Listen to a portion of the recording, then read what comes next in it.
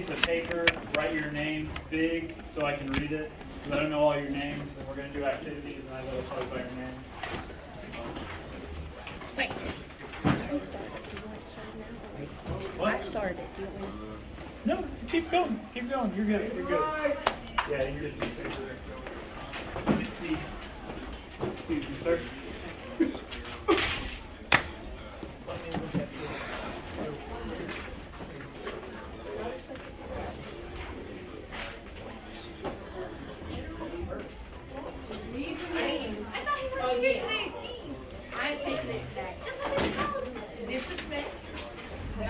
Okay, we got a bell ringer on the board.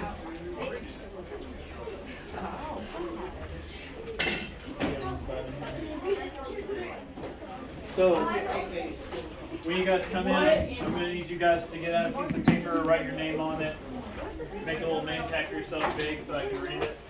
Does that sound good?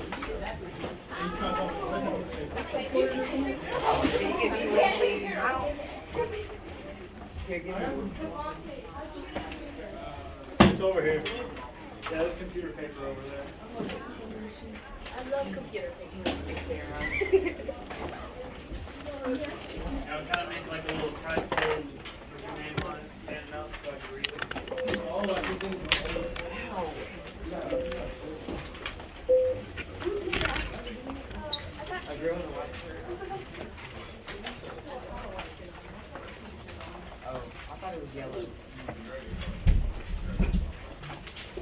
Okay, and once you made your little name tag, look at the question on the board, consider it for a little bit. If you had 10 minutes left alive and you could talk to any of your friends and family, what would you tell them?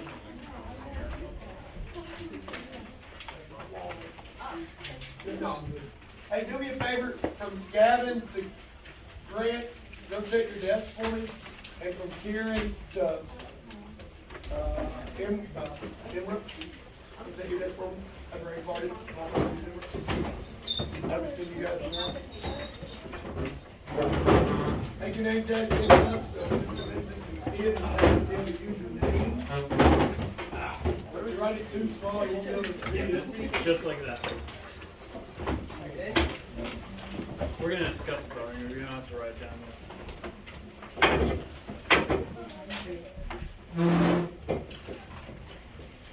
Sorry. You're not filming yet. I am. Oh, you are filming? You can cut this part. Hey, before Mr. Vincent gets started, Mr. Vincent is a Western student. He will be teaching today, okay? Make sure that you treat, remember guys, flip your desk around for me. Make sure that you treat Mr. Vincent, show him even more respect than you would show me, okay? So, make sure you're engaged and involved. Cheney knows all about being engaged and involved in class, right, Cheney? Exactly, Cheney, good job. So make sure that you are engaged and involved in the class and the activities, okay? So, Mr. Vincent's going to take it from here. Okay, does everyone have a name tag? Yeah.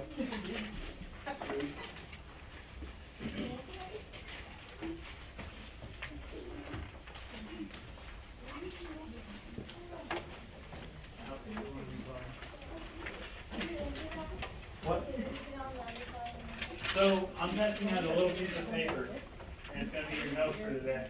And on the back of it, it says additional notes, and it has a box. I'm going to have you write down or jot down any thoughts you have about the bell ringer in the provided box.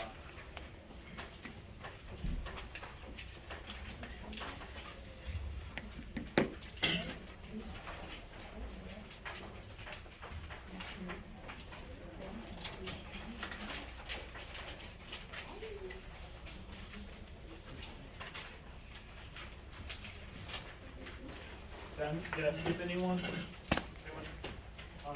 You have one.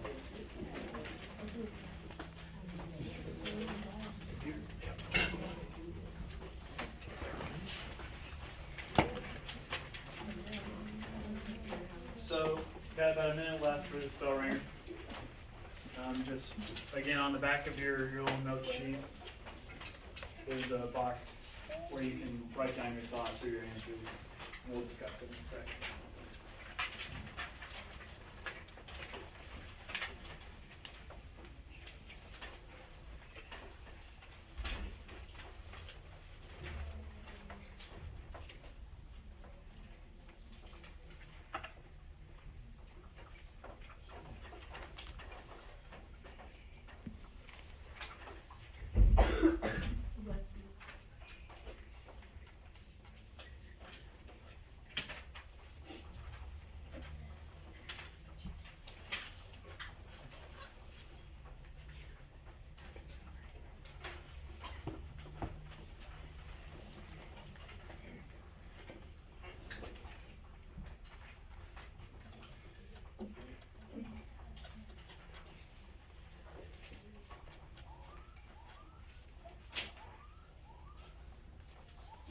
Okay.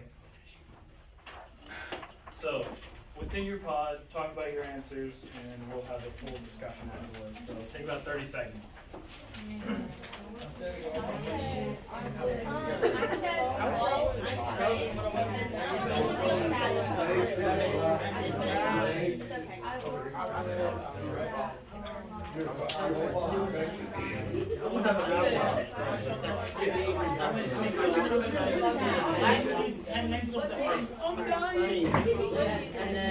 I was just talking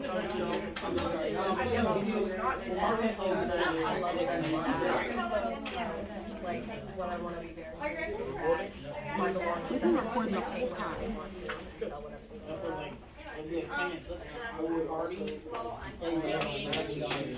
Okay. Does anyone in the group want to share? Anyone? I'll call on people. Sawyer, what is your group say? He said how he would divide, he would tell them his password to all of his money and how they would all divide his money. So your thought process is, I have 10 minutes left, I'm gonna tell my family where all my money is. You're in middle school, do you have any money? I got almost a lot of money. Almost a lot of money, Yeah. that sounds like a lot of money. Emmeline, Devontae said he'll party and play video games. you're not gonna talk to your family? Where you from? I'm done, it's a video game. But you're not gonna like tell your friends and family that you love them or anything, you're just gonna party and play games? We could tell him lately, he said he can chat. All of us inside party for the last 10 minutes of the heard. Yeah, okay. So this is a little more out there. Lyndon, I would like talk about the times we've had together. talk about the times you had together. So you're gonna like reminisce. Okay, how many people in here are gonna go to like their parents or grandparents first, and they're gonna be like, "Oh, love you, I'm gonna miss you," all this stuff. Okay, brothers and sisters too. I Okay. have siblings, I can let my little sissy die. I don't know, leave her Who alone. considered their pets? Did anyone think about their pets? Okay, we have a few people who thought about their Not my pets. dog. What's my cat gonna do? So, the whole point of this question is to think about, the time you have left. Think about your like mortality that you could die, and this kind of leads into Hiroshima and Nagasaki. So the atomic bombs. Has anyone heard of this topic before? Heard about this topic? What do you know about the topic? I know about Hiroshima, I think. I think that was the Japanese city that got bombed. Mm-hmm. Yeah. And I can't remember like the full of it, but I learned about a little bit of it last year. That's good. But you don't have to have an in-depth knowledge. That's why we're going into this. Who else raised their hand? Go ahead. Nagasaki also got bombed by that. Calixto is checking out. Is he here? It's like, Who? hold up. You got it. While you're thinking about this, who else raised their hand? There's one more hand up. There's definitely one more hand. But what do we know about nuclear weapons in general? They blow up stuff. They hurt a lot of people in like 500 years. Okay, so they blow up people. They're deadly. They're deadly. What are you gonna say? You raised your hand earlier. Oh. Reed pointed you out. Yeah, if you like a bomb and then we would Bomb, close it up. Okay. Let's move into this. So, on your little note sheet, this is the section titled Al Jazeera video. It's going to take some guided notes, so we're going to watch this. Pay attention.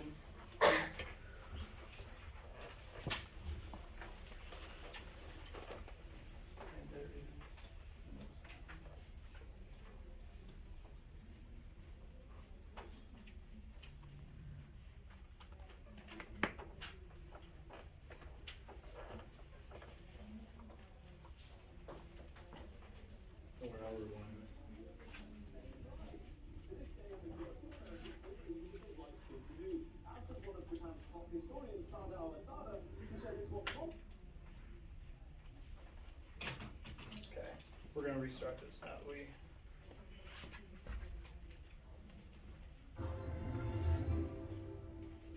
To nuke or not to nuke, as Barack Obama prepares to become the first US president to visit Hiroshima, it's worth remembering that the conventional wisdom says dropping the world's first and only atomic bombs was essential for ending the Second World War and saved lives.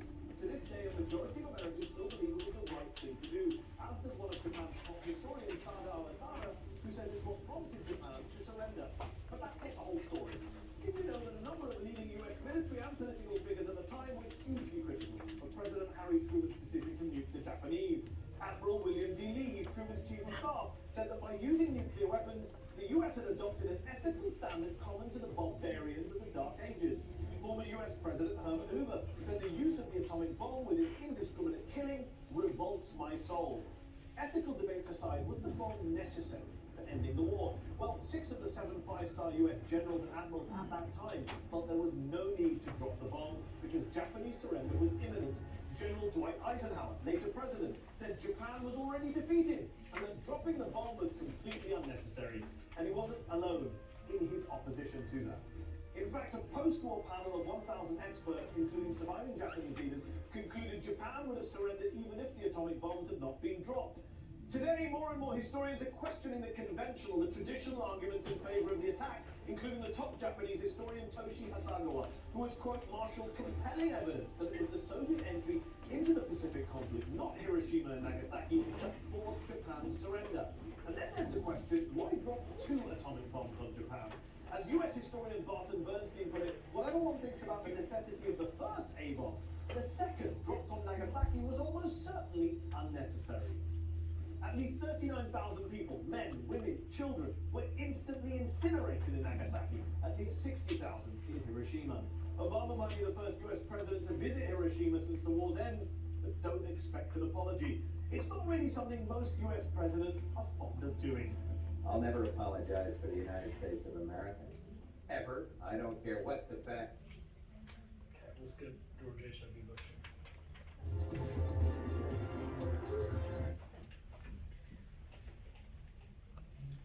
So we're going to go over in our pods the 3 questions, right? Go over in your little groups and talk about some of the blanks you may have not filled in, and we'll discuss it as a class. I didn't get the last one. So then, did you guys get the first one? Yes.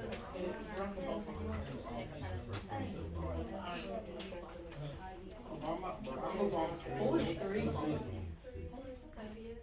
Soviet?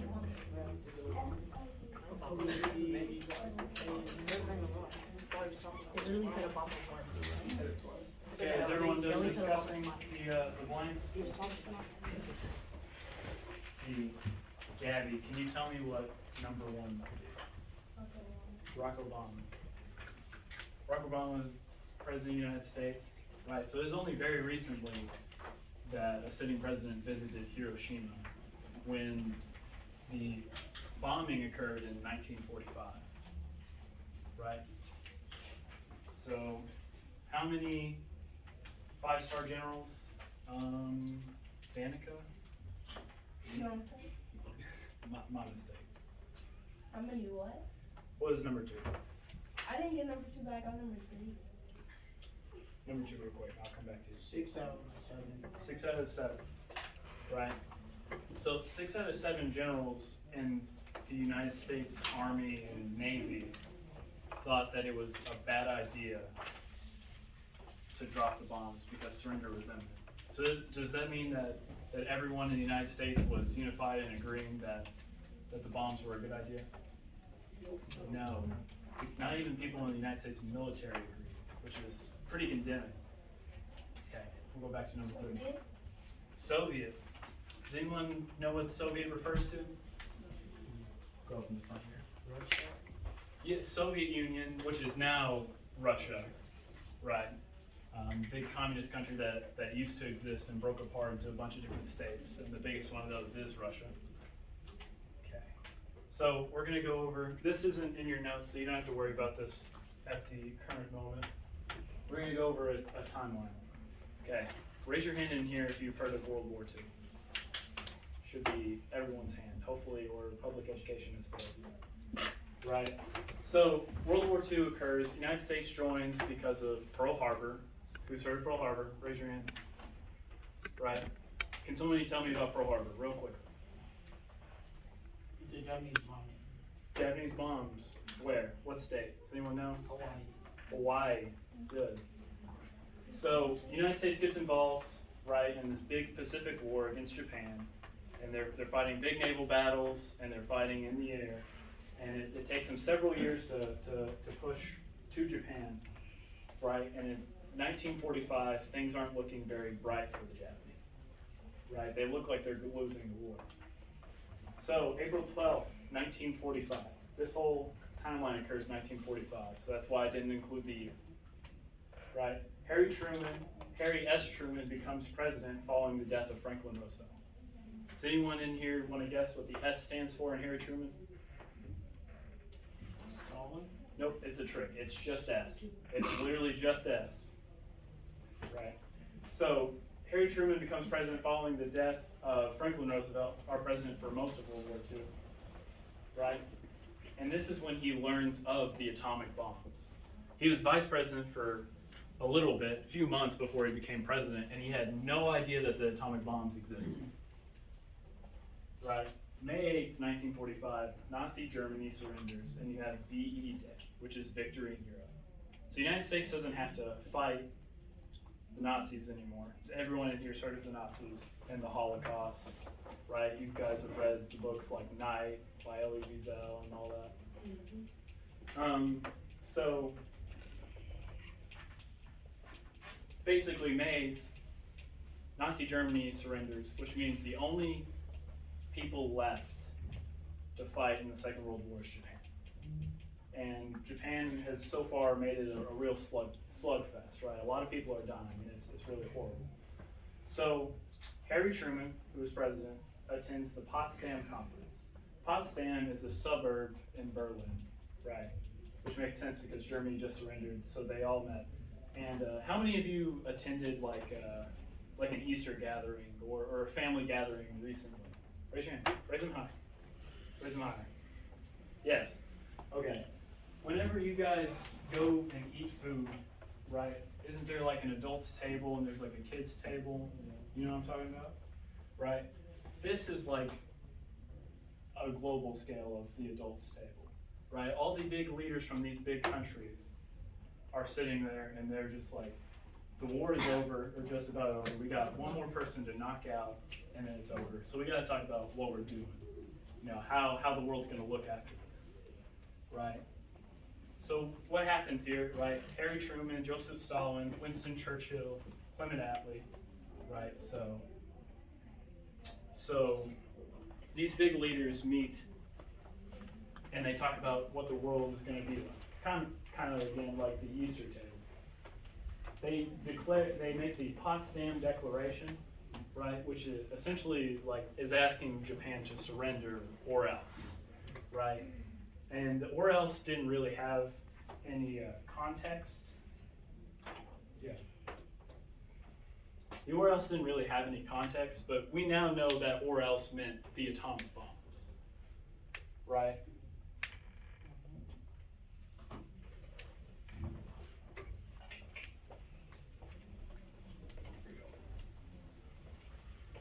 So all these big leaders meet up at Potsdam. They give the Potsdam Declaration. What does Japan do? Can anyone raise your hand? Just guess.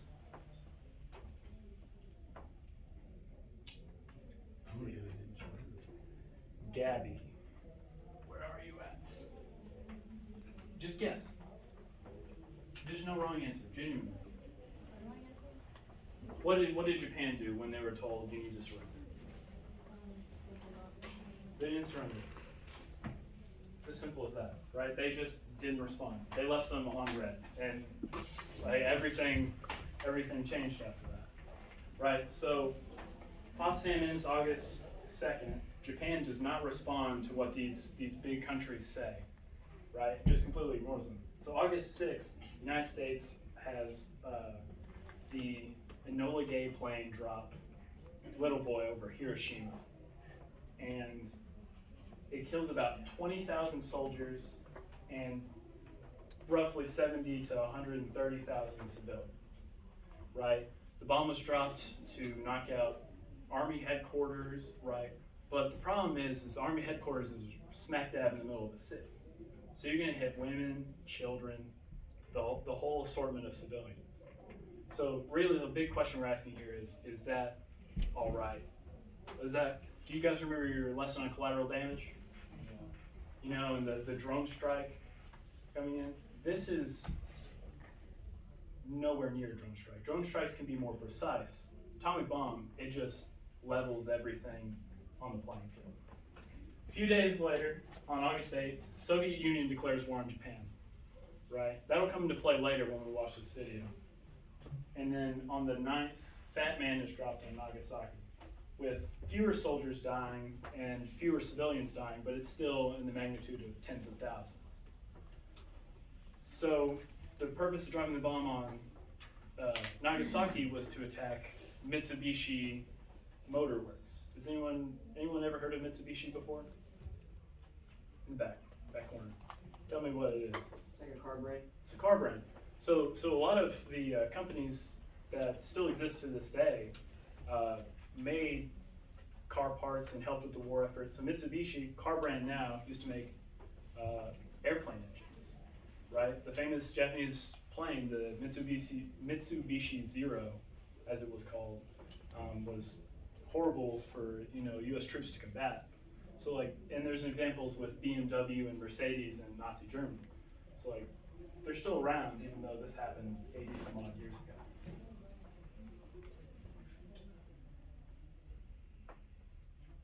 Okay, this is the second section of notes. This 6th of August was the 75th anniversary of the bombing of Hiroshima. One incandescent moment demonstrating the overwhelming advantage that the US held over every other nation, and its willingness to deploy it. As the second sun rose over Hiroshima, it seemed for all the world that the Great War was effectively over. Why then did the US also choose to bomb Nagasaki? Let's try to answer why Harry Truman, the president of the US at the time, decided to massacre innocents by thousands to prove a point that it seemed he had already made. The US Air Force had begun a concerted campaign of firebombing major Japanese cities since March of 1945.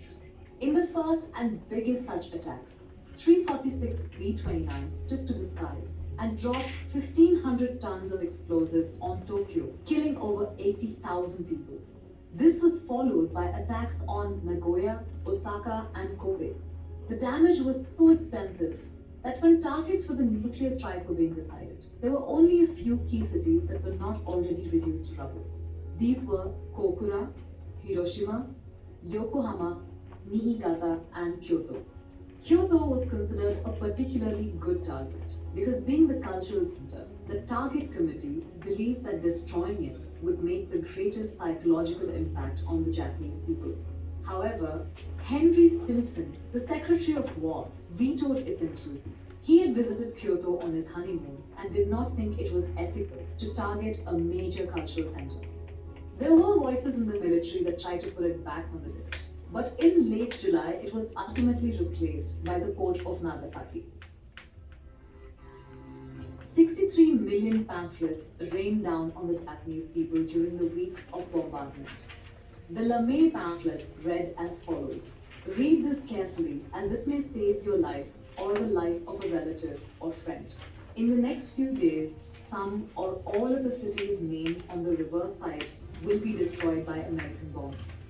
Some see these pamphlets as proof that the US was committed to sparing civilian lives. Critics, on the other hand, say that while cities were mentioned, they did not say when they would be bombed. To which the obvious reply is, why would you tell your enemy when and where your bombers will arrive? The one criticism that is probably not too far off the mark is that they were a form of psychological warfare on the Japanese populace. And to this end, they succeeded. Wartime production stalled as people fled from the cities.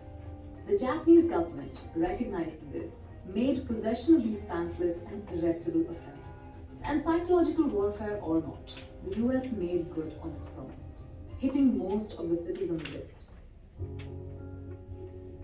In the early hours of August 9th, the Boxcar, a B-29 carrying on board it, the Fat Man, suffered a technical issue. Due to the failure of a fuel transfer pump, it would not be able to access the reserve fuel in its tail. The mission had been moved 2 days earlier from 11th to 9th because of weather conditions, so delaying it might mean scrapping it altogether. And the bomb, being a complex, poorly understood piece of technology, could not be safely moved to another aircraft. Charles Sweeney, the pilot, and Paul Tibbets, his commander, as well as the pilot on the Hiroshima mission, had a decision to make. They finally agreed to proceed as planned, but Sweeney was instructed not to wait beyond 15 minutes to rendezvous with the support aircrafts that were coming along for photography and observation. The mission started smoothly enough, with the reconnaissance planes reporting clear skies over the target. But soon, things took a turn for the worse. One of the support aircrafts failed to make the rendezvous because they were flying too high and in the wrong pattern. This would not have been a problem in itself, but Sweeney decided to wait for them, even though he had been expressly told not to. By the time he gave up and departed, he was 30 minutes behind schedule. This too may not have been catastrophic, but in those 30 minutes, morning fog came rolling in over Kokura, and winds carried in smoke from bomb cities nearby. And having seen the fate of the neighboring cities, the steel workers of Kokura began burning coal tar to further obscure the sky. After 3 attempts, fuel was running low, and while at 30,000 feet, anti-aircraft guns would find them a difficult target, Japanese planes were already in the air to intercept them. Charles Sweeney was forced to abandon the attempt and proceed to the secondary target, Nagasaki. Unfortunately, when they got there, that also turned out to be covered by clouds. They could have used radar for targeting, but they had received instructions to confirm the target visually. This was a difficult situation since they did not have enough fuel to fly back to the base. While there were alternate bases for them to land in, with fuel as low as it was, they could not risk crashing the plane and detonating the device. Either they could drop the bomb on Nagasaki without visual confirmation, or jettison it over the ocean. Now the next bit is pure speculation, but here it is anyway. Alex Wellerstein, creator of the popular website Nuke Map and famous historian, points out that it was the bombardier Kermit Behan's birthday. And does anyone want to be the guy who dumped a perfectly good nuke into the ocean on his birthday? He never lived it down. Whatever the motivations, they claim that the clouds cleared for a moment and Behan was able to catch a glimpse of a stadium. The Fat Man was dropped and detonated over Nagasaki. Behan and Sweeney had etched their names in the history books. Alex Wellerstein says that while Truman had authorized the use of nuclear weapons, the second bomb had shocked him. Truman had given blanket authorization for the use of nuclear weapons, but didn't give this particular order. Following this, policy would soon change to require presidential authorization for every nuclear strike. A comforting thought, I think. But it was too late for the residents of Nagasaki, whose traditional houses, made of combustible materials, were soon engulfed in the rabid nuclear fire. Truman may not have been personally responsible for this, but why did the military chain of command decide to deploy a second weapon at all? 1. After the first bomb was dropped, Japanese nuclear scientists went to Hiroshima. They confirmed that the damage could not have been from conventional explosives and bore all the marks of an atomic weapon. But Japan's chief of naval staff did not believe that US was capable of making more than one or two, and he said as much to the cabinet. By this time, the US had learned to intercept the communication. From the communications, it was clear that the Japanese cabinet believed that they could ride out America's remaining arsenal of nuclear weapons and draw them into a long and damaging war of attrition. 2. Kamikaze, where they would crash their planes in ships and bombers in order to take them down. They even began manufacturing cheap planes that could take off but not land for these suicide attacks. The unprecedented nature of this strategy and utter disregard for life likely convinced a lot of decision makers that Japan would fight till the bitter end. 3. To reach the home islands and force a surrender, the US would have had to invade Kyushu. Estimates put the cost of such an invasion at 45,000 deaths, and this was before Japan committed an even greater force to protect it. After the heavy losses incurred in taking Okinawa and Iwo Jima, the Americans knew that there could be hundreds of thousands of casualties, and no country puts the lives of an enemy's civilians over the lives of their own soldiers. After the bombing of Hiroshima, a new set of pamphlets floated down from America's B-29s. They read, "We are in possession of the most destructive explosive ever devised by man. We have just begun to use this weapon against your homeland. If you still have any doubt, make inquiry as to what happened to Hiroshima when just one atomic bomb fell on that city." Come to think of it, this may have even influenced Shonen, where the fighters always, and I mean always, warn their opponents about how they're going to attack in excruciating detail. But I question the veracity of this warning. There were 72 hours in between Hiroshima and Nagasaki. They made and dropped pamphlets in how many cities in those 72 hours? And in case you're thinking that they were already ready to go in anticipation of Hiroshima's bombing, they also include a reference of the Soviet Union's declaration of war, which happened the previous day on the 8th of August at 11 p.m. You can come up with plenty of scenarios, but the evidence seems to point at either a botched warning or a cynical face-saving measure. The explosion over Nagasaki was 20 kilotons. This explosion in Beirut was around 1 kiloton.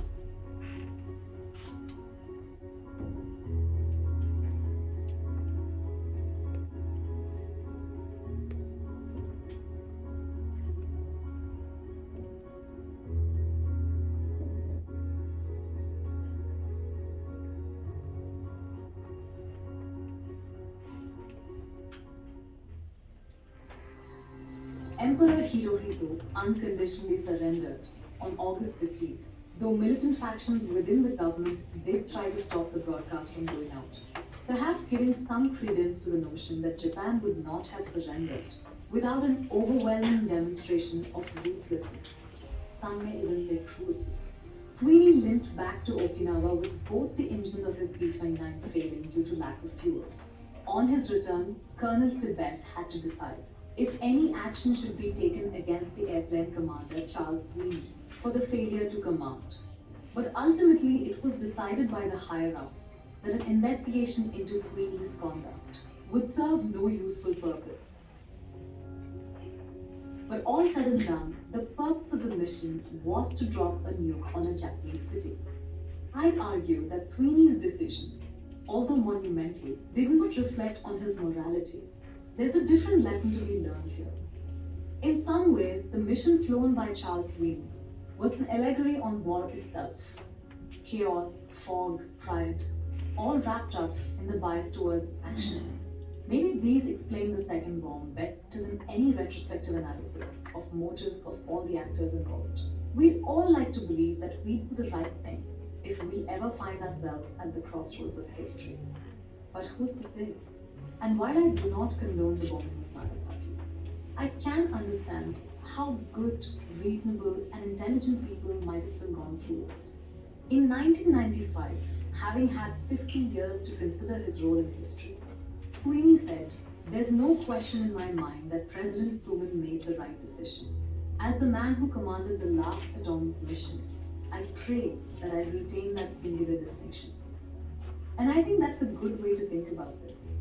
Let's not remember Nagasaki as the site of the second nuclear detonation, but the last.